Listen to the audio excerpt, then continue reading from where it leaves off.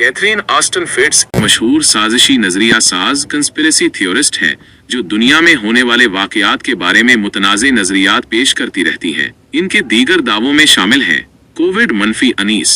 उनका मानना है कि कोविड दुनिया में एक नए अमराना मुआशी निज़ाम के निफाज के लिए फैलाया गया था। वैक्सीन्स, इनका दावीज है कि वैक्सीन्स इंसानी डी नेशनल असम्बली को बदल देती हैं।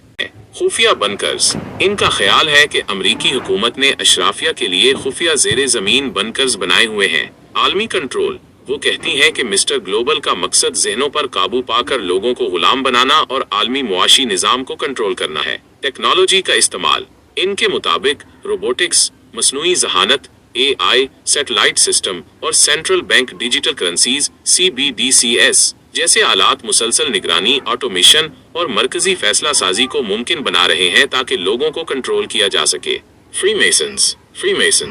फ्रीमेसन्स एक कदीम खुफिया या नीम खुफिया तंजीम है जो 16वें या 17वें सदी में यूरोप में शुरू हुई। उनके अपने बयान करदा मकासद इंसानियत की फलाह, इखलाकी तरबियत और भाईचारे को फरोग देना है।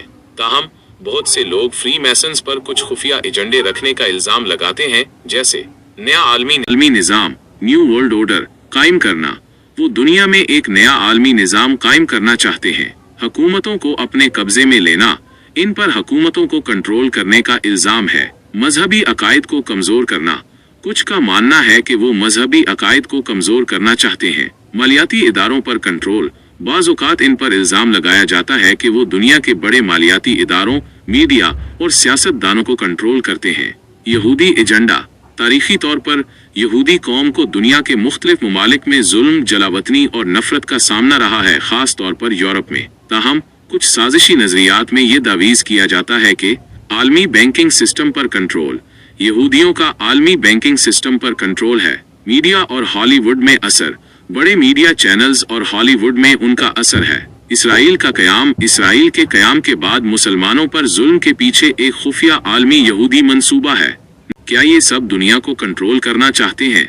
जी हाँ, इन तंजीमों या ग्रोहों का मकसद दुनिया को इखलाकी, मुआशी और सियासी तौर पर अपनी मर्जी से चलाना है। वो मजहब को कमजोर करते हैं ताकि रूहानी कदरें खत्म हों और इंसान मादा परस्त बने। तहकीकी नुक्ता नज़र से फ्रीमेसन्स या यहूदी अफराद में भी मुख्तलिफ सोच रखने वाले लोग होते हैं।